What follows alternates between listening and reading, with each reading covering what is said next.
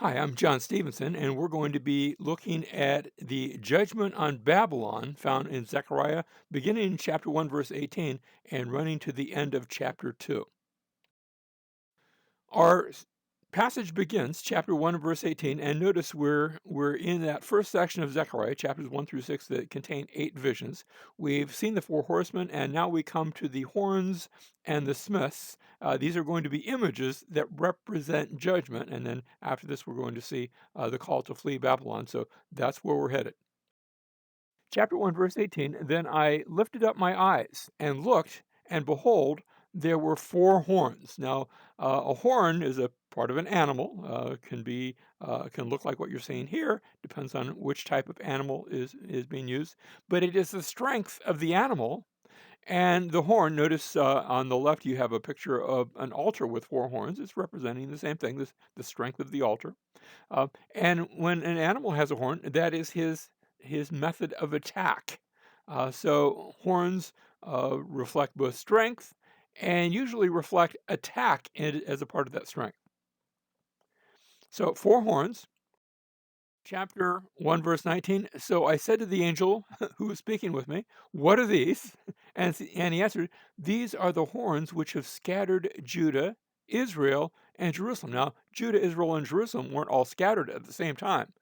Israel, the kingdom of Israel, the 10 tribes of Israel to the north, had been scattered by the Assyrians back in 721 BC. Jerusalem and Judah were scattered by the Babylonians in 586 BC, 150 years later. So this didn't all happen at the same time, and this is telling me that the horns represent different kingdoms. They're not just one kingdom. They are a variety of kingdoms. The thing that they have in common, they set their strength and their attack against the people of God.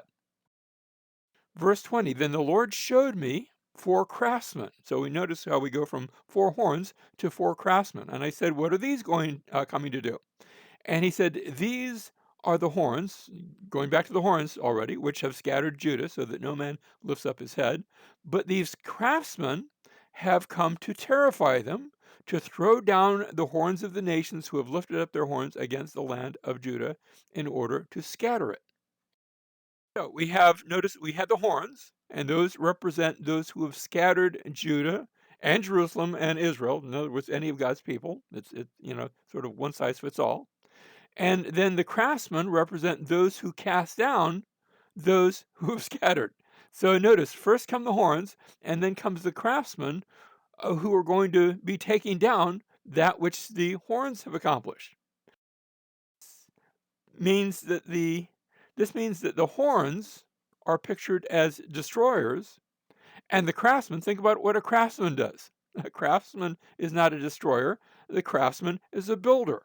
And so the builders take down the destroyers. Now, who was building in Zechariah's day? And then when you answer that question, you'll see how this all fits together. The thing that is being built in Zechariah's day is the temple. So notice the builders, the temple had been destroyed by the destroyers, but the builders are going to overcome what the destroyers did by building, and specifically by building the temple. All right, we move from chapter 1 now to chapter 2, where we see a measuring line, and the call the call here is going to be to flee Babylon. Chapter 2, verse 1, then I lifted up my eyes and looked, and behold, there was a man with a measuring line in his hand. Now, don't think literal measuring. This is all going to be symbolic of something. Verse 2, so I said, where are you going? And he said to me, to measure Jerusalem, to see how wide it is and how long it is. You almost expect to say, well, it's a mile and a half, long and a mile wide. No, it's not that sort of thing. It's to measure them spiritually. Verse 3, and behold, the angel who was speaking with me was going out, and another angel was coming out to meet him, and said to him, run, speak to that young man, saying, Jerusalem will be inhabited without walls. Notice they're measuring the city. You can almost imagine a tailor measuring someone for a suit of clothes, or in this case, measuring a city for a suit of walls, because that's how you measure a city. You see where its walls go. But notice Jerusalem will be inhabited without walls because of the multitude of men and cattle within it. So Jerusalem is going to be a city that's going to be bigger than its walls. It's going to be inhabited without walls. Now, I've, I've seen commentators argue about when this is going to take place. After all, the New Jerusalem is pictured with walls in Revelation chapter 21 and 22. So when does this take place? And they come up with all these ideas, not noticing that Jerusalem in the days of Zechariah was without walls. It was already without walls. The walls had been torn down by Nebuchadnezzar and would not be rebuilt for about 70 years. After 70 years, you're going to see, 70 years from this point, not from the past, you're going to see Nehemiah come in and rebuild the walls of Jerusalem. And even today, you go to Jerusalem, and there are walls there, but the city's much bigger than the walls. The walls don't surround the place where all the people are. The walls are just over a very small section of the city. And notice what's described here.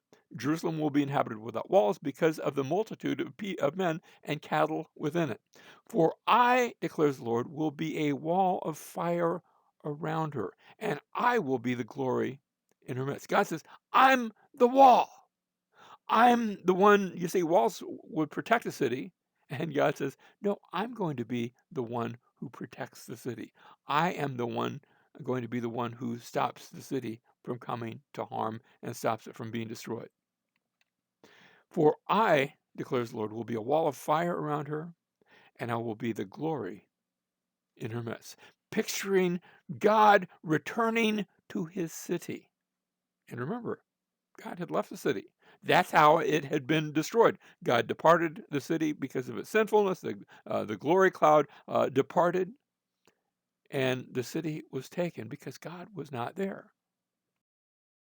Now, where in the Bible do you see a picture of a city without walls? Yes, they went through a period in the past where they had no walls, but we're looking not just physically, but spiritually.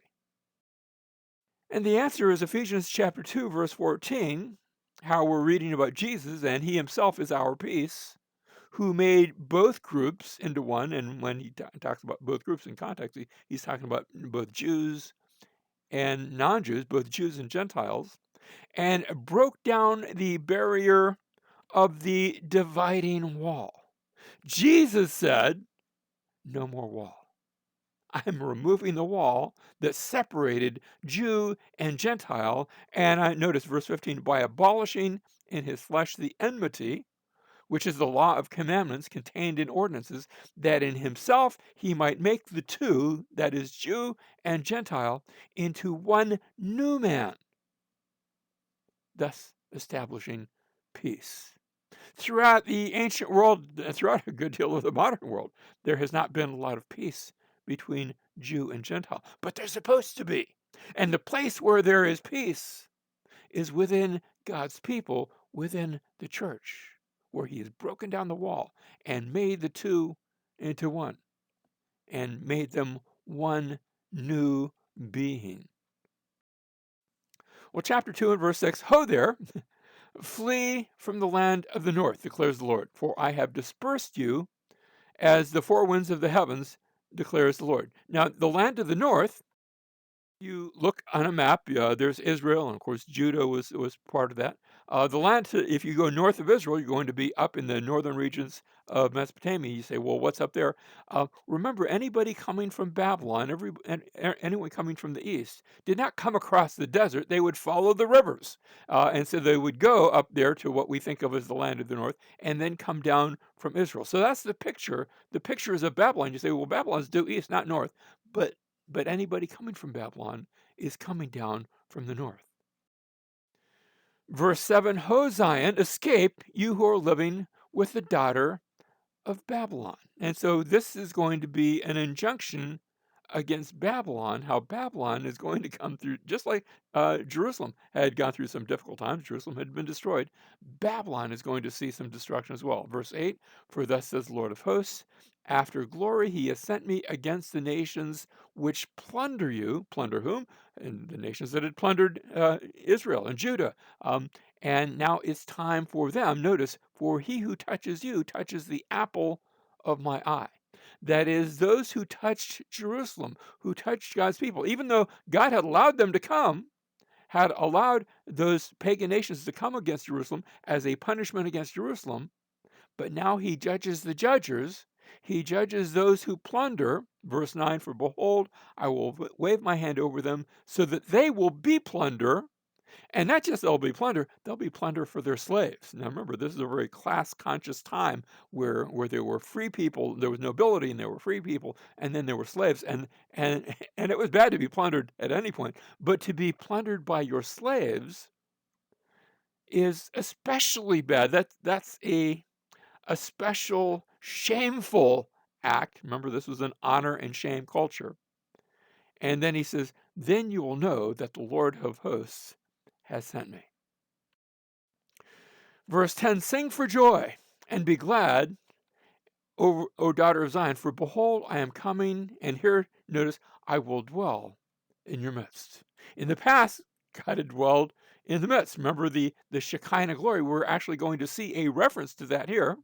We're going to see that same line used a bit. Let's read down, declares the Lord. And many nations will join themselves to the Lord in that day and will become my people. And then, notice again, I will dwell in your midst. In the Hebrew there, we shekanti betokek, that shekanti, that sounds a little bit like, because it's from the same root word, Shekinah. And that's the term that's being used here. The Shekinah is the dwelling. That's that word, I will dwell. So that Shekinah glory is described, the dwelling glory is described as coming back, and you will know that the Lord of hosts has sent me to you. Notice that phrase is repeated from the previous verses. Verse 12, the Lord will possess Judah as his portion in the Holy Land, and will again choose Jerusalem. And so, yes, there's judgment that we've seen against Babylon, and God says, I'm again going, in the past I've judged Jerusalem. I saw it destroyed, but I'm not done with Jerusalem. I'm going to do something special with Jerusalem again. And of course, it's no accident that when we come to the New Testament, we have Jesus the Messiah coming to Jerusalem, and it's there that he preaches and ministers and presents himself. It's there that he is crucified, dead, buried, and risen from the dead.